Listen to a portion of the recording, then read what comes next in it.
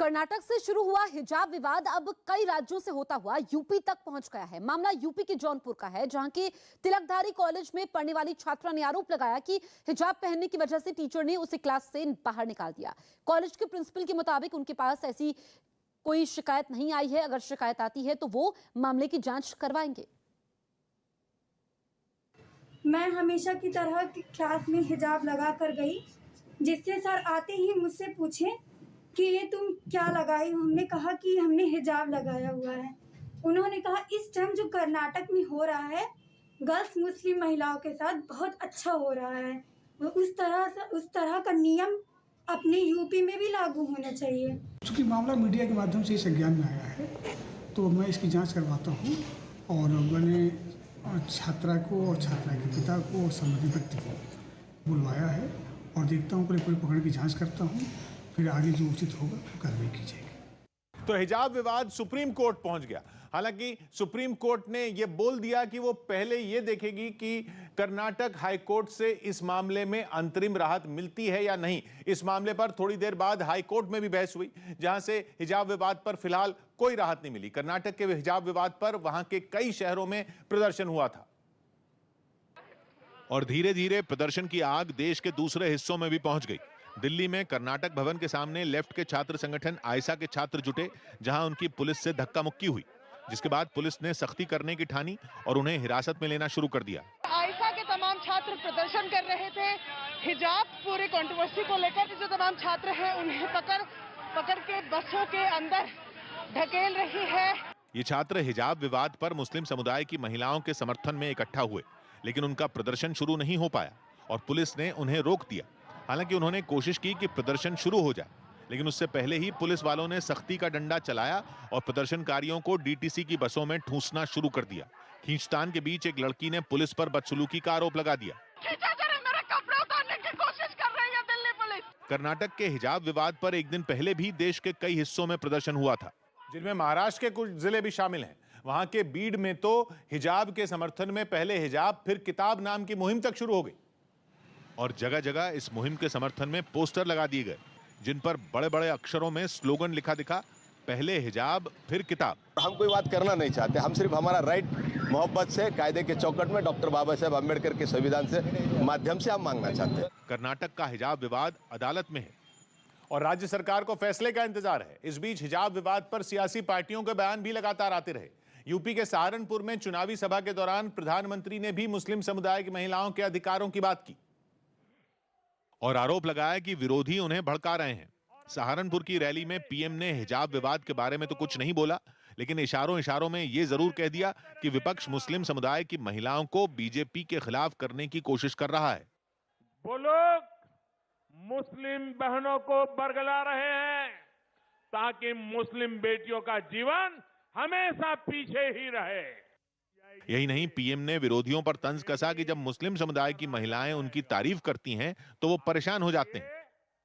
उनके पेट में दर्द होने लगा।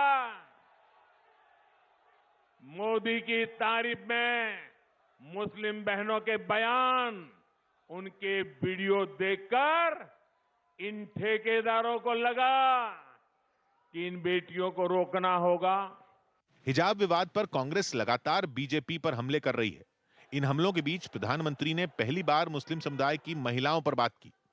उन्होंने भरोसा दिया कि उनकी सरकार उनके हितों का ख्याल रखेगी। इस बीच कर्नाटक हाईकोर्ट में लगातार तीसरे दिन हिजाब विवाद पर बहस हुई, जिसके बाद सुनवाई सोमवार तक टल गई, लेकिन तब तक अदालत ने याचिकाकर्ता को कोई अंतरिम राहत नहीं दी। मतलब यह कि हिजाब विवाद के बाद जो छात्राएं अदालत गई थीं उन्हें फिलहाल कोई राहत नहीं मिली। कर्नाटक हाईकोर्ट ने निर्देश दिया कि राज्य में स्कूल और कॉलेज खोल दिए जाएं, लेकिन सुनवाई पूरी होने तक कोई छात्र धार्मिक कपड़े पहनकर स्कूल नहीं आएगा। मतलब यह कि फिलहाल मुस्लिम समुदाय की छात्राएं स्कूल कैंपस में हिजाब नहीं पहन पाएंगी। जज ने यह भी साफ कर दिया कि वो जल्द से जल्द ये विवाद सुलझाने की कोशिश करेंगे। इस मामले में अगली सुनवाई सोमवार यानी कि 14 फरवरी को होगी। हाई कोर्ट में तीसरे दिन की सुनवाई से पहले हिजाब विवाद पर सुप्रीम कोर्ट में भी जनहित याचिका दाखिल कर दी गई और मांग की गई कि छात्राओं को हिजाब पहनकर स्कूल में दाखिल होने दिया जाए।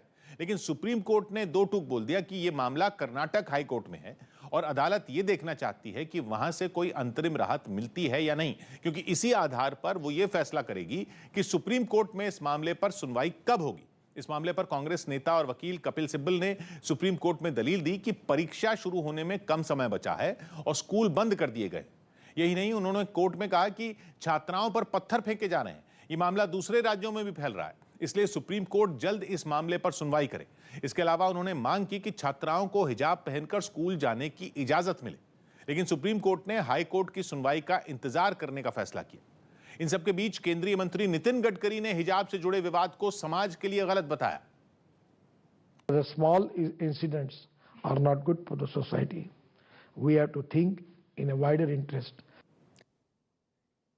मुंबई के कॉलेज में भी हिजाब मामले पर विवाद शुरू हो गया है। मुंबई में माटुंगा के एमएम शाह कॉलेज ने हिजाब, घूंघट और स्कार्फ पहनकर आने पर रोक लगा दी है। कॉलेज के पोर्टल पर यह सूचना दी गई है, जिसका विरोध शुरू हो गया है। हालांकि कॉलेज के प्रिंसिपल ने साफ कर दिया कि यह नियम छात्राओं की सुरक्षा के लिए बनाया गया है, ताकि चेहरा ढककर कोई असामाजिक तत्व कॉलेज में प्रवेश न कर पाए। पास्ट में ऐसे इंसिडेंसेस हुए हैं जिसमें बच्चे, मतलब मेल या बच्चे, तरुण युवक यहाँ पे कॉलेज में कुछ हिजाब पर कुछ अलग अटायर करके आते थे और बच्चियों को परेशान करते थे। जब ये इंसिडेंसेस बढ़ने लगे तभी हमने ये डिसीजन ले लिया कि इस तरह का कोई भी अटायर करके बच्चों को क्लास में नहीं बैठने देंगे। चन्नी की गरीबी पर सिद्धू की पत्नी ने निशाना साधा। कुछ दिन पहले राहुल गांधी ने चरणजीत चन्नी को पंजाब में कांग्रेस का मुख्यमंत्री पद का उम्मीदवार घोषित किया था और ये ऐलान करते हुए राहुल गांधी ये बताना नहीं भूले थे कि चन्नी गरीब परिवार से हैं। पंजाब के लोगों ने कहा हमें गरीब घर का चीफ मिनिस्टर चाहिए। पंजाब के chief ministerial candidate Charanjit Singh Channi ji. लेकिन राहुल ने जैसे ही चरणजीत चन्नी को गरीब कहा, उन्हीं की पार्टी में सवाल उठने लगे। हैरानी की बात यह रही कि सवाल उठाने वाली कोई और नहीं बल्कि पंजाब कांग्रेस के अध्यक्ष की पत्नी नवजोत कौर सिद्धू थी। गरीब मतलब इतना ऐसा गरीब, राहुल गांधी ने खुद कहा कि वो गरीब हैं। उनका पता है क्या, देखो हम गरीब को गलत लेके जा रहे हैं। मैं भी अगर कहूं कि उनकी रिटर्न्स हमसे ज्यादा हैं, आज की डेट में उनके पास बहुत पैसा है, हमसे भी ज्यादा है। अपनों ने सवाल उठाया तो भला विरोधी कैसे पीछे रहते। उन्होंने भी राहुल के चन्नी को गरीब बताने पर चुटकी ले ली। राहुल गांधी जी, ऐसी गरीबी हर घर में आए कि 10-10 करोड़ कैश मिले, 12 लाख की घड़ी मिले, 100 करोड़ की प्रॉपर्टी मिले। विधानसभा चुनाव के लिए दाखिल हलफनामे में चन्नी ने बताया था कि उनके पास 9 करोड़ रुपए से ज्यादा की संपत्ति है। दिल्ली के सीएम अरविंद केजरीवाल की पत्नी सुनीता केजरीवाल आज पंजाब में भगवंत मान के लिए चुनाव प्रचार करेंगी। सुनीता केजरीवाल आज धुरी में भगवंत मान की जनसभा में शामिल होंगी, जहां आज भगवंत मान का महिलाओं से संवाद कार्यक्रम है। कार्यक्रम में केजरीवाल की बेटी भी शामिल होंगी। भगवंत मान पंजाब में आम आदमी पार्टी के सीएम पद के उम्मीदवार हैं और अब प्रचार में अरविंद केजरीवाल की पत्नी सुनीता केजरीवाल भी मौजूद रहेंगी, उनकी बेटी भी साथ में मौजूद रहेंगी। सिद्धू की बेटी ने भी सीएम चेहरे पर सवाल उठा दिए। नवजोत कौर सिद्धू के बाद राबिया कौर ने भी चरणजीत चन्नी को पंजाब कांग्रेस का सीएम चेहरा बनाने पर ऐतराज जताया और सिद्धू की बेटी राबिया कौर ने दावा किया कि राज्य में चन्नी से ज्यादा उनके पिता सिद्धू का प्रभाव है। सीएम का फेस नहीं बन पाए, लेकिन आगे जाके देखना वो क्या क्या कर पाएंगे। इससे पहले सिद्धू की पत्नी ने भी कांग्रेस के सीएम चेहरे के ऐलान पर नाराजगी जताई थी। Your merit, your education, your work, your honesty, all these things should be counted. हालांकि कांग्रेस की तरफ से एक दिन पहले ही साफ कर दिया गया था कि यह फैसला लोकतांत्रिक तरीके से लिया गया। पटना के खाजूकला इलाके से हैरान करने वाली कुछ तस्वीरें सामने आई। वहां सरकारी जमीन से अतिक्रमण हटवाने पहुंचे सिटी मजिस्ट्रेट राकेश कुमार को कुछ दबंगों ने पीट दिया। बताया गया कि जिला प्रशासन ने कुछ दिन पहले सरकारी जमीन से अवैध कब्जा हटाने का नोटिस दिया था, लेकिन जब कब्जा नहीं हटाया गया तो प्रशासन की टीम ने कार्रवाई शुरू कर दी, जिससे वहां के लोग भड़क गए और एक अधिकारी को तो उन लोगों ने पीट दिया। इससे पहले उनके साथ बदसलूकी की गई। कुछ लोगों ने तो उन्हें धक्का देते हुए बंधक बनाने की भी कोशिश की। मारपीट की खबर मिलते ही कुछ पुलिस वाले भी वहां पहुंच गए। इसके बाद हमलावरों से घिरे अधिकारी ने राहत की सांस ली। घटना के बाद पुलिस अतिक्रमण हटाने की कार्रवाई के समय बवाल करने वाले लोगों की पहचान में जुट गई। गुजरात के कच्छ में बीएसएफ ने हरामी नाले से 11 पाकिस्तानी नौकाएं जब्त की है। 9 फरवरी को हरामी नाला में पाकिस्तानी मछली पकड़ने वाली नाव के आने और मछुआरों की घुसपैठ की खबर मिली थी, जिसके बाद बीएसएफ के डीआईजी ने भुज में लगभग 300 वर्ग किलोमीटर में फैले इलाके में तुरंत बड़े पैमाने पर तलाशी अभियान शुरू किया। बीएसएफ ने अब तक 11 पाकिस्तानी मछली पकड़ने वाली नौकाओं को जब्त कर लिया है और कमांडो के 3 ग्रुप को वायुसेना के हेलीकॉप्टर से 3 अलग-अलग दिशाओं से भेजा गया है, जहां पाकिस्तानी छिपे हो सकते हैं। हालांकि दलदली क्षेत्र होने की वजह से कमांडो को सर्च ऑपरेशन में काफी परेशानी आ रही है। बावजूद इसके सर्च ऑपरेशन लगातार जारी है। आरएलडी अध्यक्ष जयंत चौधरी ने वोट नहीं डाला। उन्हें यूपी के मथुरा में वोट देना था, लेकिन वो पहले चरण के मतदान के दौरान बिजनौर में रहे, जहां समाजवादी पार्टी के अध्यक्ष अखिलेश यादव भी उनके साथ थे और दोनों ने बिजनौर में दूसरे चरण के चुनाव के लिए प्रचार किया। मतलब वोटिंग के दिन ही जयंत चौधरी अपने मतदान क्षेत्र से गैर हाजिर रहे, जिसे बीजेपी ने मुद्दा बना लिया और इसे उनका अहंकार बता दिया। उसने अपने मतदान का प्रयोग ही नहीं किया। ये परिवारवाद की ठसक है, ठसक, घमंड। हालांकि मामले के तूल पकड़ने के बाद जयंत चौधरी ने न्यूज 18 पर सफाई दी। मेरी वोट मथुरा शहर में है। यहाँ से वो बहुत दूर है। आप जानते हैं कि मैं बिजनौर में हूँ और हमारी जिम्मेदारी है कि गठबंधन के लिए लगातार हम प्रचार कर रहे हैं। जयंत चौधरी ने बताया कि मथुरा में उनकी पत्नी ने वोट डाला, लेकिन प्रचार में जुटे रहने की वजह से वो ऐसा नहीं कर सके। यूपी के मुरादाबाद में कांग्रेस उम्मीदवार के लिए प्रियंका का रोड शो करना महंगा पड़ गया। पुलिस ने कांग्रेस उम्मीदवार रिजवान कुरैशी के खिलाफ केस दर्ज कर लिया है। आरोप है कि रिजवान ने रोड शो के लिए पुलिस से कोई इजाजत नहीं ली थी, जबकि कांग्रेस प्रत्याशी का कार्यक्रम घर घर जाकर प्रचार करने का था। लेकिन कांग्रेस उम्मीदवार ने प्रियंका के पहुंचने के बाद रोड शो निकाला। इस बीच रोड शो में काफी भीड़ उमड़ पड़ी। 10 मार्च को सारे प्रदेश की तकदीर और तस्वीर बदलने जा रही है, इसलिए उस पुरानी मानसिकता को बदलने तो ज़्यादा अच्छा रहेगा।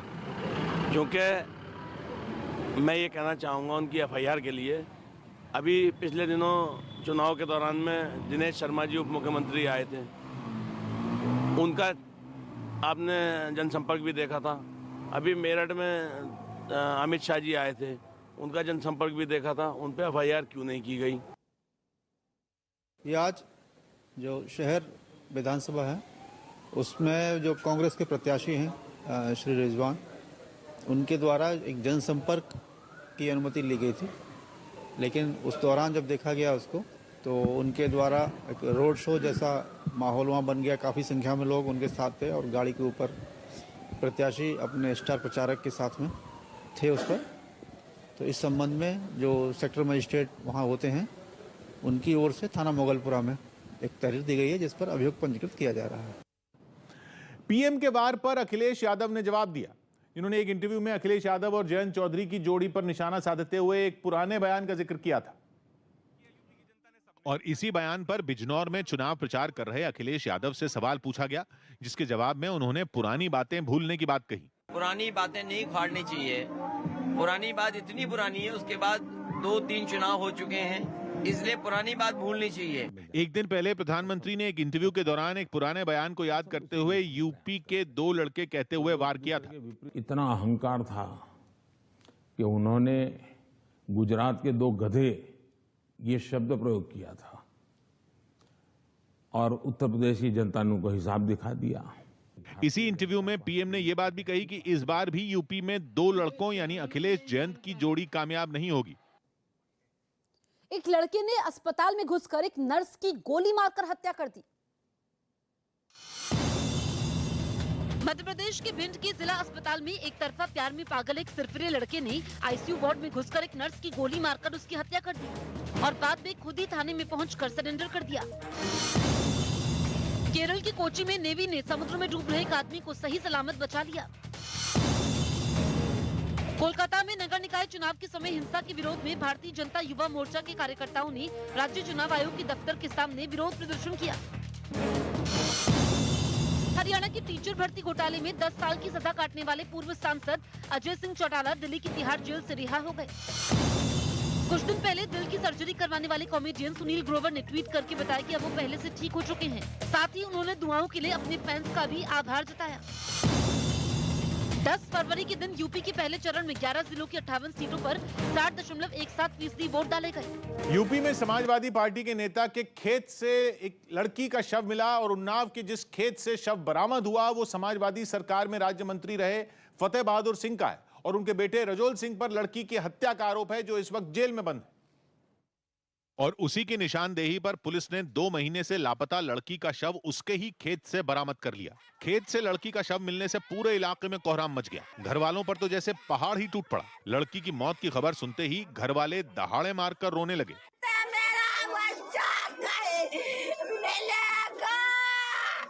इस दौरान उन्होंने पुलिस पर लापरवाही और आरोपियों से सांठगांठ समेत कई गंभीर आरोप लगाए। साहब को भी पता था कि रजोल सिंह ने मेरी लड़की को मार के आश्रम में गाड़ दिया। मामले की गंभीरता को देखते हुए वहां थोड़ी ही देर में पुलिस के कई बड़े अधिकारी पहुंच गए। फौरन फोरेंसिक टीम को भी बुला लिया गया। इसके बाद हत्या से जुड़े हर पहलू और हर सबूत को खंगालना शुरू किया गया। अभी तक 2 लोग प्रकाश में आए हैं और आगे जो भी तहकीकात में आएंगे उसके खिलाफ हम कार्रवाई करें। इससे पहले इंसाफ की गुहार लगाते हुए 24 जनवरी को लड़की की मां ने समाजवादी पार्टी के अध्यक्ष अखिलेश यादव की कार के सामने आत्मदाह की कोशिश की थी, लेकिन इसके बाद भी अखिलेश ने उनसे मुलाकात नहीं की थी। पीएम नरेंद्र मोदी आज वन ओशियन सम्मेलन को संबोधित करेंगे। पीएम मोदी आज 2:30 बजे ओशियन समिट के उच्च स्तरीय सत्र को वीडियो कॉन्फ्रेंसिंग के जरिए संबोधित करेंगे। पीएम मोदी के साथ ही इस सत्र को जर्मनी, यूनाइटेड किंगडम, दक्षिण कोरिया, जापान, कनाडा समेत कई देशों के राष्ट्राध्यक्ष संबोधित करेंगे। कार्यक्रम का आयोजन संयुक्त राष्ट्र और विश्व बैंक के सहयोग से फ्रांस कर रहा है। अमरावती में नगर निगम के कमिश्नर पर कुछ महिलाओं ने स्याही फेंक दी। बताया गया कि महिलाएं इलाके के निर्दलीय विधायक रवि राणा की समर्थक थीं, जिन्होंने छत्रपति शिवाजी महाराज की प्रतिमा हटाए जाने वाली जगह पर पानी जमा होने की शिकायत के बहाने उन्हें बुलाया। और जब नगर निगम के कमिश्नर प्रवीण आष्टिकर मुआयना करने के लिए वहां पहुंचे तो एक महिला हाथ में स्याही से भरी बोतल लेकर उनकी ओर लपकी और उनके ऊपर स्याही डालने की कोशिश की, लेकिन तभी उनका सुरक्षाकर्मी बीच में आ गया। इस बीच कमिश्नर ने भी पीछे हटकर वहां से भागने की कोशिश की, लेकिन महिला ने दूर से ही उन पर स्याही फेंक दी और फिर दौड़ते हुए उनको पकड़ लिया, जिसके बाद पीछे से आई दूसरी महिला ने अपने पास मौजूद बोतल की पूरी स्याही उन पर खाली कर दी, जिस पर वहां मौजूद दूसरी महिलाएं नारेबाजी करती सुनाई दी। काफी देर तक चले हंगामे के बाद वहां मौजूद लोगों ने नगर निगम के कमिश्नर को महिला की पकड़ से छुड़ाया और उन्हें महिलाओं से बचाते हुए उनकी गाड़ी की ओर ले गए। बिहार के दरभंगा से चौंकाने वाली कुछ तस्वीरें सामने आई। वहां दबंगों ने एक मकान पर कब्जा करने के इरादे से हमला कर दिया। 2 दिन पहले हुए इस हमले में 3 लोग घायल हो गए। यह घटना पास में लगे सीसीटीवी कैमरे में रिकॉर्ड हो गई, जिसमें कुछ लोग घर के अंदर घुसकर मारपीट करते दिखे। इससे पहले उस घर में रह रहे लोगों ने इसका विरोध भी किया और गेट पर खड़े होकर हमलावरों से जूझते नजर आए, लेकिन उनकी ये कोशिश नाकाम रही और कुछ ही देर में वहां मारपीट शुरू हो गई। इस बीच मकान के बाहरी हिस्सों से आग की लपटें निकलती दिखी। आरोप है कि हमलावरों ने वहां आग लगाकर घर वालों को जलाने की कोशिश की। कितने आदमी को जलाया गया? हम, दीदी, भैया, 3 आदमी, मम्मी को सिर्फ बचा लिए। घटना के बाद की भी कुछ तस्वीरें सामने आई। उनमें एक तस्वीर में खुदाई करने वाली मशीन घर के बाहर खड़ी दिखी, जबकि घर का गेट टूटा हुआ नजर आया। आरोप है कि आग लगाने से पहले उसी मशीन से मकान को ढहाने की कोशिश की गई थी। दरभंगा शहर के बीच हुए इस हमले के बाद कुछ पुलिस वाले भी वहां पहुंच गए और मामले की जांच में जुट गए। जैसा पीड़ित लोग बयान देते हैं उसके आधार पर कानूनी कार्रवाई की जाएगी। इस हमले में 2 लोग बुरी तरह झुलस गए, जिन्हें अस्पताल में भर्ती करवाया गया। सूर्य की सतह पर एक ऐसा तूफान उठा कि 40 उपग्रह जलकर राख हो गए। ये सैटेलाइट दुनिया के सबसे अमीर व्यक्ति एलन मस्क के थे, जिन्हें 3 फरवरी को ही अंतरिक्ष में भेजा गया था। और एक साथ 49 सैटेलाइट अमेरिका के फ्लोरिडा से छोड़े गए थे। एलन मस्क की कंपनी स्पेसएक्स का सबसे ताकतवर रॉकेट फैल्कन 9 इन्हें केनेडी स्पेस सेंटर से लेकर अंतरिक्ष में पहुंचा था, लेकिन सैटेलाइट अंतरिक्ष में भेजने की स्पेसएक्स की टाइमिंग गड़बड़ा गई। जब स्पेसएक्स का रॉकेट उड़ा, उससे पहले सूरज की सतह पर एक तूफान भी उठा। तूफान से निकली ताकतवर गैसें तेजी से धरती की तरफ आ रही थी। सौर तूफान का ऐसा असर हुआ कि 49 में 40 सैटेलाइट नष्ट हो गए। एक वीडियो भी सामने आया जिसमें कुछ उल्का पिंड जैसी चीज धरती की तरफ बढ़ती दिखी। दावा है कि ये एलन मस्क के 40 सैटेलाइट में एक है, जिसका मलबा पृथ्वी की तरफ बढ़ता दिखा। स्पेसएक्स ने खुद ट्वीट कर इस खबर पर मोहर लगाई कि उनके 40 सैटेलाइट सौर तूफान में नष्ट हो गए, लेकिन साथ ही ये भी साफ किया कि नष्ट हुए सैटेलाइट का मलबा किसी तरह का खतरा नहीं बनेगा। एलन मस्क की कंपनी स्पेसएक्स के लिए ये 49 सैटेलाइट एक बहुत बड़ी योजना का हिस्सा थे, जिस पर 2019 से काम किया जा रहा है। अभी तक 2000 से ज्यादा स्टारलिंक सैटेलाइट अंतरिक्ष में भेजे जा चुके हैं, जबकि योजना यह है कि इसी तरह के 42,000 सैटेलाइट अंतरिक्ष में भेजे जाएं, जो पृथ्वी के चारों तरफ एक जाल सा बना लें और चक्कर लगाते रहें। उनके जरिए धरती पर हाई स्पीड इंटरनेट का इस्तेमाल किया जा सकेगा। अगर ऐसा हुआ तो यह तकनीक और विज्ञान का एक बड़ा अजूबा साबित होगा, क्योंकि अभी तक इंटरनेट के लिए टावर लगाए जाते हैं, तारे बिछाई जाती हैं, बड़े बड़े नेटवर्क बनाए जाते हैं, तब इंटरनेट मिलता है, जिसकी रफ्तार वहीं पर तेज होती है जो मोबाइल टावर के पास हो या फिर फाइबर ऑप्टिक जैसे किसी तारों के जाल से जुड़ी हो। अगर स्पेसएक्स की योजना कामयाब हुई और सैटेलाइट से इंटरनेट मिलने लगा तो दुनिया के हर कोने में, हर मुल्क में और हर जगह पर हाई स्पीड इंटरनेट की पहुंच हो जाएगी। लेकिन 40 सैटेलाइट के नुकसान से यह प्लान कुछ वक्त के लिए लटक सकता है। स्पेसएक्स को इस घटना से भारतीय रुपयों में करीब 375 करोड़ के नुकसान का अनुमान है। बताया जा रहा है कि छोड़े जाने के बाद ये सैटेलाइट पृथ्वी के सबसे निचले ऑर्बिट में रखे गए थे और आमतौर पर स्पेसएक्स अपने सभी सैटेलाइट को इसी तरह कुछ वक्त के लिए निचले ऑर्बिट में रखता है। ऐसा इसलिए किया जाता है ताकि उनकी एक बार फिर टेस्टिंग की जा सके और अगर कोई कमी हो तो उसे दुरुस्त किया जा सके। ये सैटेलाइट धरती से केवल 130 किलोमीटर ऊपर थे। इतनी दूरी पर पृथ्वी का गुरुत्वाकर्षण तो होता ही है, इसके अलावा पृथ्वी के पर्यावरण का असर भी होता है। यही वजह है कि सौर तूफान का असर इन उपग्रहों पर सबसे ज्यादा हुआ।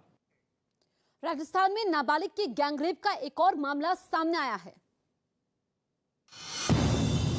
राजस्थान के चूरू में एक 14 साल की नाबालिग लड़की का उसके घर से अपहरण के बाद गैंगरेप का मामला सामने आया है।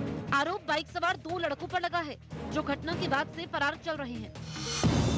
छत्तीसगढ़ के जांजगीर में 3 हनुमान मंदिर तोड़े जाने के विरोध में खपा लोगों और बीजेपी युवा मोर्चा के कार्यकर्ताओं ने आरोपियों की मांग को लेकर सड़क जैम कर प्रदर्शन किया। बिहार के बांका जिले के जेडीयू विधायक मनोज यादव एक सड़क हादसे में बाल बाल बच गए। NH31 पर उनकी कार एक ट्रक से टकराकर बुरी तरह क्षतिग्रस्त हो गई। इस हादसे में कार ड्राइवर और विधायक दोनों घायल हो गए। यूपी के उन्नाव में 2 महीने से लापता एक लड़की का शव एक गड्ढे में दबा मिलने के बाद सनसनी फैल गई। लड़की के अपहरण, रेप और हत्या का आरोपी समाजवादी पार्टी के पूर्व मंत्री का बेटा है और लड़की का शव भी उसी के प्लॉट में गड़ा मिला। पहले से गिरफ्तार आरोपी की निशानदेही पर पुलिस ने शव बरामद किया है। यूपी के मुरादाबाद में एक रोड शो के समय कांग्रेस महासचिव प्रियंका गांधी को उनके एक समर्थक ने क्रेन की मदद से एक बड़ी माला पहनाने की कोशिश की। हालांकि माला काफी बड़ी होने की वजह से ये कोशिश सफल नहीं हो पाई। यूपी के बरेली में AIMIM चीफ असदुद्दीन ओवैसी एक रैली करने पहुंचे। हालांकि उनकी रैली में गिने चुने लोग ही नजर आए। अमृतसर की लड़ाई में ड्रग्स की एंट्री होगी। वहां नवजोत सिंह सिद्धू की पत्नी ने बिक्रम सिंह मजीठिया पर बड़ा हमला बोल दिया। उन्होंने दावा किया कि अमृतसर ईस्ट की जनता ड्रग लॉर्ड को जीतने नहीं देगी और इसके लिए नवजोत सिंह सिद्धू की पत्नी खुद चुनाव प्रचार में कूद पड़ी। उन्होंने लोगों के बीच जाकर सिद्धू के लिए वोट मांगे और बिक्रम सिंह मजीठिया पर निशाना साध दिया। जिन्होंने आम आदमी को वोट डालनी थी वो इधर आ रहे हैं because they don't want a drug lord to come to Amritsar city. लेकिन अकाली दल से सिद्धू के खिलाफ ताल ठोक रहे बिक्रम सिंह मजीठिया ने अलग ही अंदाज में सिद्धू और उनके परिवार पर पलटवार कर दिया। मैडम सिद्धू है, वो भी वोट मेरे को देंगी। काम तो उनके घर वाले ने करा कोई नहीं, जो अपने परिवार का नहीं हुआ वो ना लोगों का हो सकता है। उन्होंने नवजोत सिंह सिद्धू पर अमृतसर ईस्ट में विकास नहीं करने का भी आरोप लगाया। ट्रेन के ड्राइवर पर आधुनिक कैमरे से नजर रखी जाएगी। इसकी शुरुआत पश्चिम रेलवे से हुई, जहां 25 ट्रेनों के इंजन में इस तरह के कैमरे लगाए गए। रेलवे की योजना है कि सभी ट्रेनों के इंजन में जल्द ही इस तकनीक का इस्तेमाल शुरू कर दिया जाए, ताकि ट्रेनों के ड्राइवर और असिस्टेंट ड्राइवर पर नजर रखी जा सके। खास बात यह कि इन कैमरों के जरिए इंजन के अंदर होने वाली बातचीत की भी रिकॉर्डिंग की जा सकती है। कोई हादसा होता है तो उस दौरान या किसी इमरजेंसी जैसी स्थिति आती है तो उस स्थिति में ये कैमरे रेलवे की काफी मदद करेंगे। रेलवे को उम्मीद है कि हवाई जहाज के ब्लैक बॉक्स की तर्ज पर ये आधुनिक कैमरे हादसे रोकने में काफी असरदार रहेंगे। ड्राइवर हैं, गार्ड हैं, उनकी जो रेगुलर मूवमेंट है, जो उनकी ड्राइवर हैं LP की जो रेगुलर मूवमेंट है और जो उनकी एक्टिविटी है उस पर नजर रख रहे हैं। बताया गया कि इसकी जरूरत इसलिए पड़ी क्योंकि पिछले कुछ सालों में ड्राइवर की गलती की वजह से कई रेल हादसे हुए और यही वजह है कि रेलवे अब इस तरह के हादसों पर लगाम लगाने की तैयारी में जुट गया है, जिसके लिए सभी ट्रेनों के इंजन में 6 आधुनिक कैमरे लगाए जाएंगे, जिनके जरिए ड्राइवर और असिस्टेंट ड्राइवर की हर हरकत पर नजर रखी जाएगी। ट्रेन के इंजन के अंदर 6 कैमरे होंगे, जबकि 2 इंजन के बाहर की तरफ होंगे, ताकि इंजन के अंदर के अलावा पटरियों पर भी नजर रखी जा सके। खास बात यह है कि इन कैमरों में वीडियो के अलावा ऑडियो रिकॉर्ड करने की सुविधा है, जिससे ड्राइवर और उसके असिस्टेंट की बातचीत भी सुनी जा सकेगी। कोलकाता में चुनाव आयोग के दफ्तर के बाहर बीजेपी ने हंगामा कर दिया। बीजेपी का आरोप है कि राज्य में कई जगह उनके उम्मीदवारों को निकाय चुनाव में नामांकन नहीं करने दिया गया, जिसके विरोध में बीजेपी कार्यकर्ताओं ने कोलकाता में राज्य चुनाव आयोग के दफ्तर के बाहर हंगामा खड़ा कर दिया। इस दौरान प्रदर्शन कर रहे कई लोग पुलिस वालों से भिड़ गए। कई प्रदर्शनकारी तो उनसे धक्का मुक्की पर उतारू हो गए। कोलकाता के राज्य चुनाव आयोग के दफ्तर पर आज बीजेपी की तरफ से विरोध प्रदर्शन किया जा रहा है। इस प्रदर्शन में बीजेपी नेता प्रियंका टिब्रेवाल भी मौजूद रहीं, जिन्हें पुलिस के अधिकारियों ने समझाने की कोशिश की, लेकिन जब बीजेपी के कार्यकर्ता हंगामा करने लगे तो पुलिस को भी उन पर सख्ती दिखानी पड़ी। इसके बाद बवाल कर रहे लोगों को पुलिस के जवानों ने जबरदस्ती वहां से हटाना शुरू किया। पुलिस अपना काम करे, जो लॉ एंड ऑर्डर है वो संभाले, बीजेपी को रोकना उनका काम नहीं है। बीजेपी के इस प्रदर्शन की वजह से वहां काफी देर तक हंगामा होता रहा। हालांकि पुलिस ने प्रदर्शन कर रहे सभी लोगों को वहां से हटाकर हालात पर काबू पा लिया। हरियाणा के रोहतक में दिन दहाड़े फायरिंग से हड़कंप मच गया। इस फायरिंग में एक ही परिवार के 3 लोग घायल हो गए। बताया गया कि जिन लोगों पर हमला हुआ उनके परिवार में कुछ दिनों बाद 2 शादियां होनी हैं। जिसकी खरीदारी के लिए कार में सवार होकर परिवार के 3 लोग शहर की ओर निकले, लेकिन जैसे ही उनकी कार गांव में एक मंदिर के पास पहुंची, वहां पहले से अपने 4 साथियों के साथ घात लगाए आरोपी ने उन पर फायरिंग कर दी। इस फायरिंग में कार चला रहा लड़का और उसके साथ कार में बैठी परिवार की 2 महिलाएं घायल हो गईं, जबकि हमले के बाद आरोपी अपने साथियों के साथ वहां से फरार हो गया। वारदात की जानकारी मिलने पर पुलिस वहां पहुंची और सख्त कार्रवाई का भरोसा दिया। 3 टीम बना दिए और इनको तुरंत अरेस्ट करेंगे। वहीं फायरिंग में घायल लोगों को रोहतक पीजीआई अस्पताल में भर्ती करवा दिया गया और उनकी हालत खतरे से बाहर बताई गई।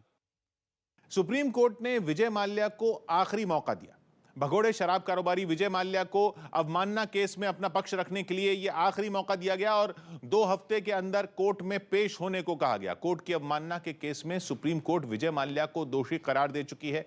अब इस मामले में सजा सुनाई जानी है। नियमों के मुताबिक किसी भी दोषी को उसके सामने ही सजा सुनाने का प्रावधान है, इसलिए कोर्ट ने विजय माल्या को कोर्ट में पेश होने का आखिरी मौका दिया। साथ ही कोर्ट ने 2 हफ्ते का वक्त देते हुए सख्त टिप्पणी की कि अगर आखिरी मौका दिए जाने पर भी विजय माल्या नहीं पहुंचे तो फिर कोर्ट उनकी गैर मौजूदगी में ही सजा सुना देगी। रीट पेपर लीक मामले को लेकर राजस्थान विधानसभा में बवाल हो गया, जिसके बाद विधानसभा अध्यक्ष ने बीजेपी के 4 विधायकों को पूरे बजट सत्र के लिए सस्पेंड कर दिया, जो राजस्थान में शिक्षकों की भर्ती के लिए होने वाली परीक्षा रीट का पेपर लीक होने के मामले की सीबीआई जांच की मांग पर अड़ गए। और विधानसभा की कार्यवाही शुरू होते ही उन्होंने नारेबाजी शुरू कर दी। देखते ही देखते विधानसभा के अंदर हालात इस कदर बिगड़ गए कि बीजेपी और कांग्रेस के विधायक आमने सामने आ गए और धक्का मुक्की तक की नौबत आ गई। इस दौरान बीजेपी के विधायक नारेबाजी भी करते रहे। इस हंगामे के बीच बीजेपी के 4 विधायकों को सस्पेंड कर दिया गया और विधानसभा की कार्यवाही पूरे दिन के लिए स्थगित कर दी गई, जिससे नाराज होकर बीजेपी विधायक वेल के पास पहुंच गए और गाना गाते हुए धरने पर बैठ गए। वहीं विधायकों को सस्पेंड किए जाने से बीजेपी भड़क गई और बीजेपी के प्रदेश अध्यक्ष सतीश पूनिया ने एक ट्वीट के जरिए इस कार्रवाई को रीट की चोरी पकड़े जाने की बौखलाहट बता दिया। लेकिन रीट पेपर लीक पर जारी ये घमासान सिर्फ बीजेपी और कांग्रेस तक सीमित नहीं रहा, बल्कि अलवर जिले से निर्दलीय विधायक बलजीत यादव ने भी इसे गंभीर मामला बता दिया। और उन्होंने तो पेपर लीक मामले के आरोपियों की तुलना हैदराबाद में 2019 में हुए डॉक्टर के गैंगरेप से कर दी और उसी तर्ज पर इस मामले में भी आरोपियों के एनकाउंटर की मांग कर दी। क्या सरकार राजस्थान की पुलिस को इस प्रकार की छूट दे सकती है कि हैदराबाद वाला ही यहाँ पे करके बताए? मामले पर बवाल बढ़ता देख गहलोत सरकार ने भी सफाई देने में देर नहीं लगाई और इसी सत्र में पेपर माफिया पर सख्त कार्रवाई के लिए बिल लाने का भरोसा दिया। तो बिल में कड़े प्रावधान डाले गए हैं ताकि निश्चित तौर पर इस पर रोक लगने की संभावना रहेगी। वहीं विधानसभा के अंदर जारी घमासान के बीच विधानसभा के बाहर बीजेपी के राज्यसभा सांसद किरोड़ीलाल मीणा ने मोर्चा संभाला। उन्होंने जयपुर में ईडी दफ्तर पहुंचकर इस मामले में हुए पैसे के लेन देन की जांच की मांग कर दी। चरणजीत सिंह चन्नी ने प्रचार के दौरान बल्लेबाजी की। वो पंजाब के बरनाला जिले की भदौर सीट से कांग्रेस उम्मीदवार हैं और पार्टी की तरफ से सीएम का चेहरा बनाए जाने के बाद उन्होंने पहली बार अपने विधानसभा क्षेत्र में प्रचार किया और उस इलाके में वोट मांगने के दौरान वो एक गांव में चल रहे क्रिकेट टूर्नामेंट में पहुंच गए, जहां मुख्यमंत्री चन्नी ने बल्लेबाजी में हाथ आजमाया। चरणजीत सिंह चन्नी भदौर चुनाव क्षेत्र में है, यहां से चुनाव मैदान में है और क्रिकेट के मैदान में भी अपना जौहर दिखा रहे हैं। यही नहीं, उन्होंने गेंदबाजों को 6 बॉल में आउट करने की चुनौती दे दी और ऐसा करने वाले को 5,000 इनाम देने का ऐलान कर दिया। चन्नी किसी मंझे हुए खिलाड़ी की तरह अपनी विकेट बचाते रहे। 1-2 बॉल मिस भी की, लेकिन वो आउट नहीं हुए। बल्लेबाजी के बाद चन्नी चुनावी चौका मारने से भी नहीं चूके। ਇੱਥੇ ਕੋਈ ਟੂਰਨਾਮੈਂਟ ਹੋਵੇ ਅੱਗੇ ਵਾਸਤੇ 5 ਸਾਲ ਵਾਸਤੇ ਤਾਂ ਉਹਦਾ ਪਹਿਲਾ ਨਾਮ ਮੈਂ ਦਿਆ ਕਰਾਂਗਾ। क्रिकेट में हाथ आजमाने के बाद चन्नी ने आसपास के गांवों में प्रचार किया। इस दौरान लोगों ने उनका माला पहनाकर स्वागत किया। समाजवादी पार्टी के एक बागी नेता मीडिया के सामने रो पड़े। इलियास अंसारी समाजवादी पार्टी में थे, लेकिन जब उन्हें कुशीनगर जिले की फाजिलनगर विधानसभा सीट से टिकट नहीं मिली तो उन्होंने बीएसपी का दामन थाम लिया। और बीएसपी की टिकट पर इलियास अंसारी अपना नामांकन करने पहुंच गए, जिसके बाद उन्होंने समाजवादी पार्टी पर आरोपों की झड़ी लगा दी। इस दौरान वो फूट फूट कर रो पड़े। मेरे पास कुछ बचा नहीं, समाजवादी पार्टी ने सब कुछ लुटा दिया। इलियास अंसारी को उम्मीद थी कि फाजिलनगर विधानसभा सीट से पार्टी उन्हें इस बार टिकट जरूर देगी, लेकिन समाजवादी पार्टी ने बीजेपी से आए स्वामी प्रसाद मौर्य को मैदान में उतार दिया, जिससे नाराज होकर उन्होंने पार्टी छोड़ दी। आज की ताजा खबर जारी है। मैं हूं